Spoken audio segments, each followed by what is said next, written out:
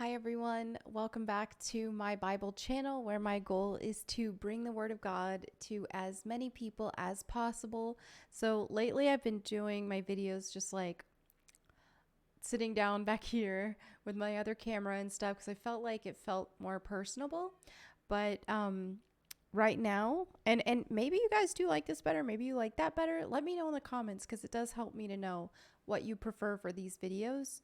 But for the next several or few, I am going to be recording right here in my regular desk setup simply because my aunt, her cancer has returned, and so I will be visiting with her, which is, it's a road trip away. So I'll be doing that, and I didn't want to miss out on these Bible videos. And also for that, I'm just going to be reading 3 chapters at a time for this week.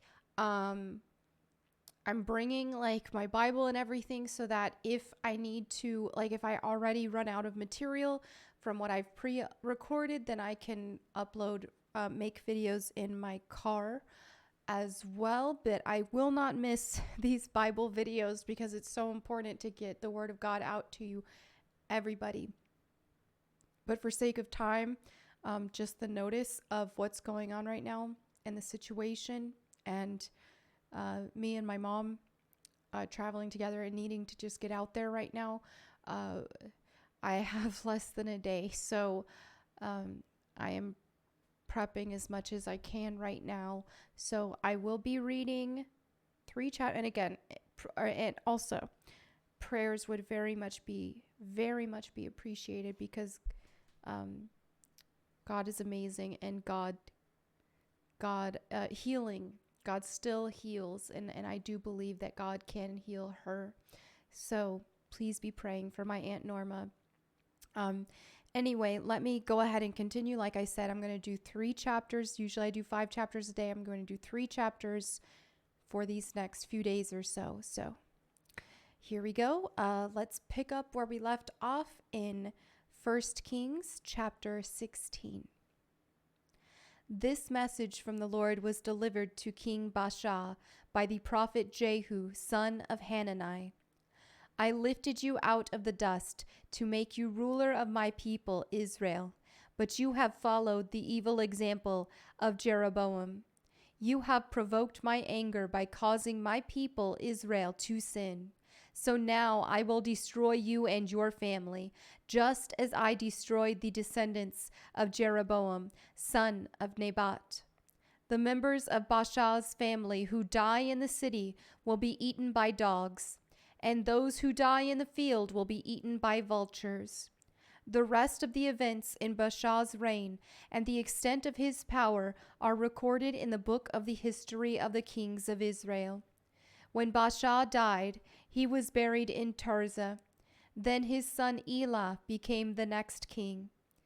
The message from the Lord against Baasha and his family came through the prophet Jehu, son of Hanani.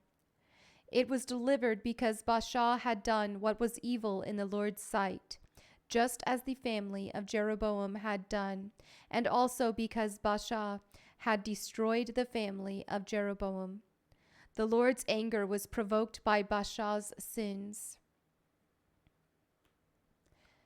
Elah, son of Baasha, began to rule over Israel in the 26th year of King Asa's reign in Judah. He reigned in the city of Tirzah for 2 years. Then Zimri, who commanded half of the royal chariots, made plans to kill him. One day in Tirzah, Elah was getting drunk at the home of Arza, the supervisor of the palace. Zimri walked in and struck him down and killed him. This happened in the 27th year of King Asa's reign in Judah. Then Zimri became the next king. Zimri immediately killed the entire royal family of Baasha, leaving him not a single male child. He even destroyed distant relatives and friends. So Zimri destroyed the dynasty of Baasha as the Lord had promised through the prophet Jehu. This happened because of all the sins of Baasha and his son Elah had committed, and because of the sins they led Israel to commit. They provoked the anger of the Lord, the God of Israel, with their worthless idols. The rest of the events in Elah's reign and everything he did are recorded in the book of the history of the kings of Israel. Zimri began to rule over Israel in the 27th year of King Asa's reign in Judah, but his reign in Tirzah lasted only 7 days. The army of Israel was then attacking the Philistine town of Gibbethon.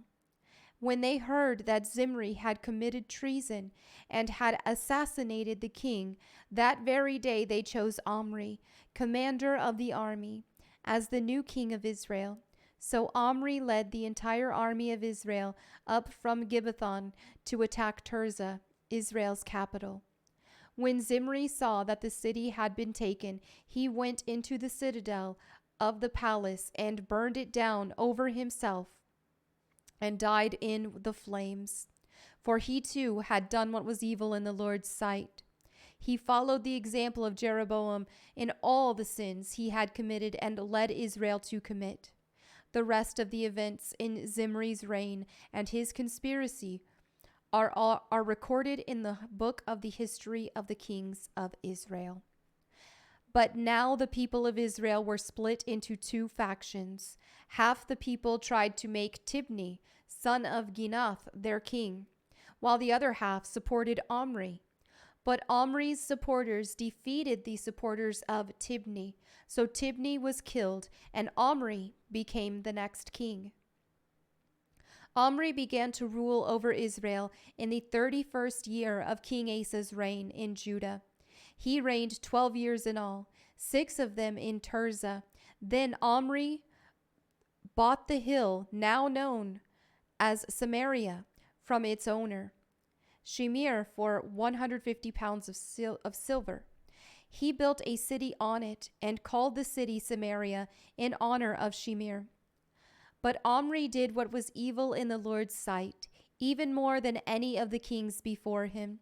He followed the example of Jeroboam, son of Nebat, in all the sins he had committed and led Israel to commit. The people provoked the anger of the Lord, the God of Israel, with their worthless idols. The rest of the events in Omri's reign, the extent of his power, and everything he did are recorded in the book of the history of the kings of Israel. When Omri died, he was buried in Samaria. Then his son Ahab became the next king.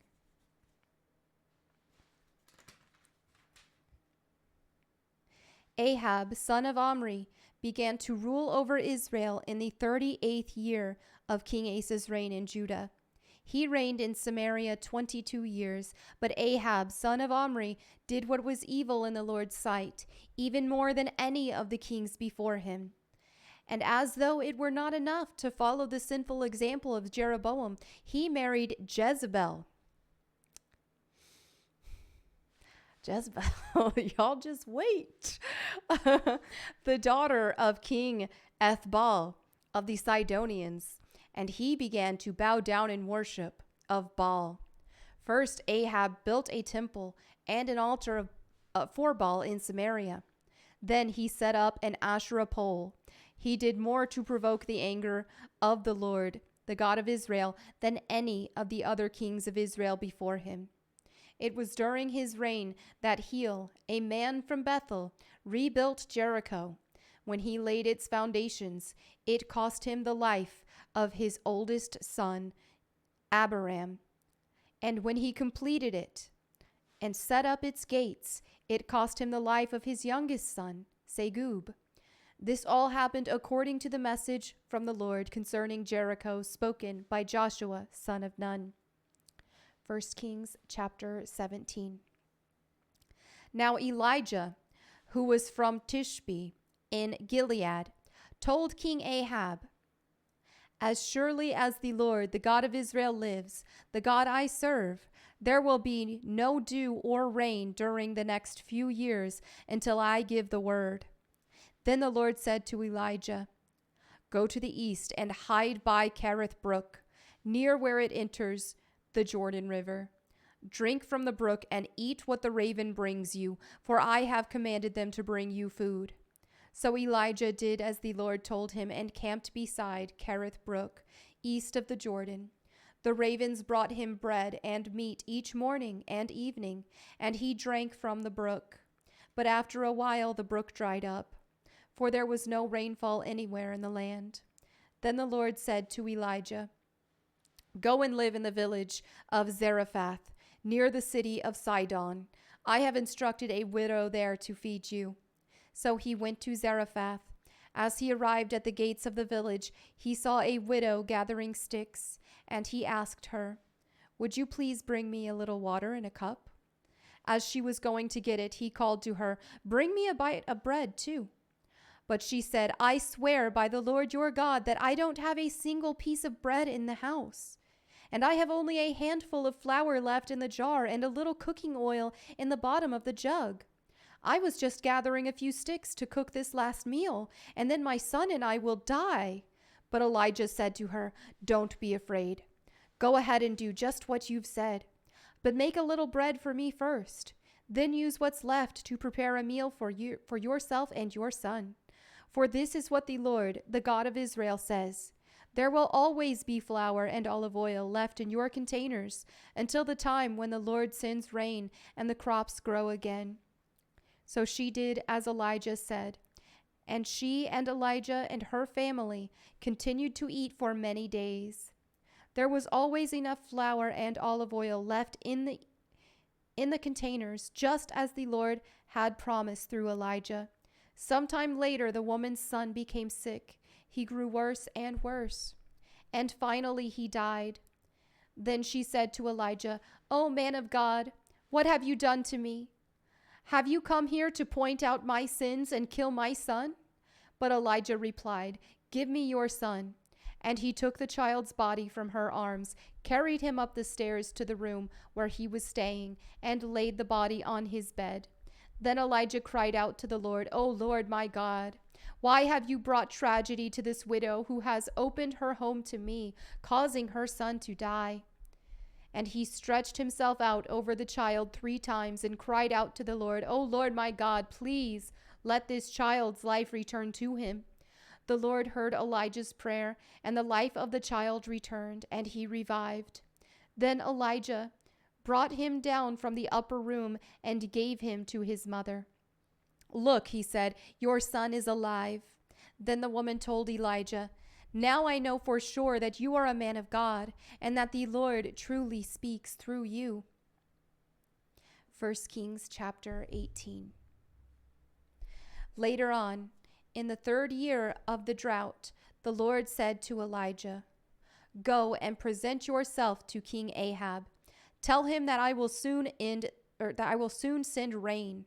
So Elijah went to appear before Ahab. Meanwhile, the famine had become very severe in Samaria.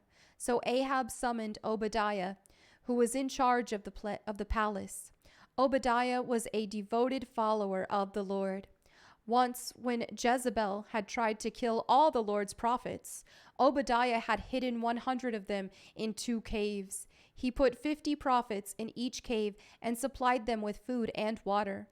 Ahab said to Obadiah, "We must check every spring and valley in the land to see if we can find enough grass to save at least some of my horses and mules." So they divided the land between them. Ahab went one way by himself, and Obadiah went another way by himself.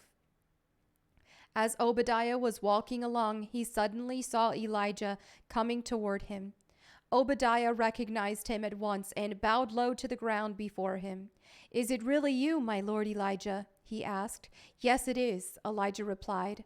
"Now go and tell your master, Elijah is here."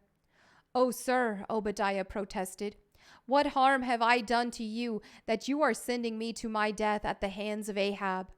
For I swear by the Lord your God that the king has searched every nation and kingdom on earth from end to end to find you.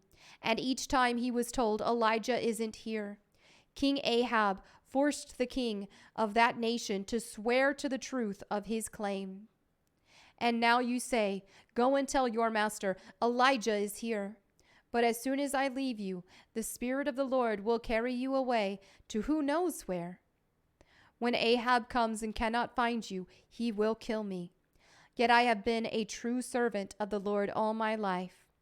Has no one told you, my Lord? About the time when Jezebel was trying to kill the Lord's prophets, I hid 100 of them in 2 caves and supplied them with food and water. And now you say, go and tell your master Elijah is here? Sir, if I do that, Ahab will certainly kill me. But Elijah said, I swear by the Lord Almighty, in whose presence I stand, that I will present myself to Ahab this very day. So Obadiah went to tell Ahab that Elijah had come, and Ahab went out to meet Elijah. When Ahab saw him, he exclaimed, So, is it really you, you troublemaker of Israel? I have made no trouble for Israel, Elijah replied. You and your family are the troublemakers, for you have refused to obey the commands of the Lord and have worshipped the images of Baal instead. Now summon all Israel to join me at Mount Carmel, along with the 450 prophets of Baal and the 400 prophets of Asherah, who are supported by Jezebel. So Ahab summoned all the people of Israel and the prophets to Mount Carmel. Then Elijah stood in front of them and said, How much longer will you waver, hobbling between 2 opinions? If the Lord is God, follow him. But if Baal is God, then follow him. But the people were completely silent. Then Elijah said to them, I am the only prophet of the Lord who is left, but Baal has 450 prophets. Now bring 2 bulls. The prophets of Baal may choose whichever one they wish, and cut it into pieces and lay it on the wood of their altar, but without setting fire to it. I will prepare the other bull and lay it on the wood on the altar, but not set fire to it. Then call on the name of your God, and I will call on the name of the Lord. The God who answers by setting fire to the wood is the true God. And all the people agreed. Then Elijah said to the prophets of Baal, You go first, for there are many of you. Choose one of the bulls and prepare it, and call on the name of your God, but do not set fire to the wood. So they prepared one of the bulls and placed it on the altar. Then they called out on the name of Baal from morning until noontime, shouting, O Baal, answer us. But there was no reply of any kind. Then they danced, hobbling around the altar they had made. About noontime, Elijah began mocking them. You'll have to shout louder, he scoffed. For surely he is a god. Perhaps he is daydreaming, or is relieving himself, or maybe he is away on a trip, or is asleep and needs to be wakened. So they shouted louder, and following their normal custom, they cut themselves with knives and swords until the blood gushed out. They raved all afternoon until the time of the evening sacrifice, but still there was no sound, no reply, no response. Then Elijah called to the people, Come over here. They all crowded around him as he repaired the altar of the Lord that had been torn down. He took 12 stones, one to represent each of the tribes of Israel, and he used the stones to rebuild the altar in the name of the Lord. Then he dug a trench around the altar large enough to hold about 3 gallons. He piled wood on the altar, cut the bull into pieces, and laid the pieces on the wood. Then he said, Fill 4 large jars with water, and pour the water over the offering and the wood. After they had done this, he said, Do the same thing again. And when they were finished, he said, Now do it a 3rd time. So they did it as he said. And the water ran around the altar and even filled the trench. At the usual time for offering the evening sacrifice, Elijah the prophet walked up to the altar and prayed, O Lord, God of Abraham, Isaac, and Jacob, prove today that you are God in Israel and that I am your servant. Prove that I have done all this at your command. O Lord, answer me. Answer me so these people will know that you, O Lord, are God, and that you have brought them back to yourself. Immediately the fire of the Lord flashed down from heaven and burned up the young bull, the wood, the stones, and the dust. It even licked up all the water in the trench. And when all the people saw it, they fell face down on the ground and cried out, "The Lord, He is God! Yes, the Lord is God!"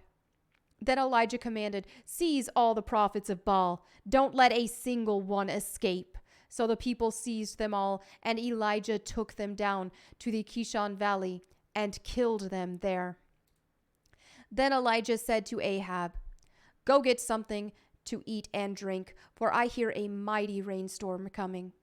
So Ahab went to eat and drink, but Elijah climbed to the top of Mount Carmel and bowed low to the ground and prayed with his face between his knees. Then he said to his servant, Go and look out toward the sea." The servant went and looked, then returned to Elijah and said, "I didn't see anything." 7 times Elijah told him to go and look. Finally, the 7th time, his servant told him, "I saw a little cloud about the size of a man's hand rising from the sea." Then Elijah shouted, "Hurry to Ahab and tell him, 'Climb into your chariot and go back home. If you don't hurry, the rain will stop you.'" And soon the sky was black with clouds. A heavy wind brought a terrific rainstorm, and Ahab left quickly for Jezreel. Then the Lord gave special strength to Elijah.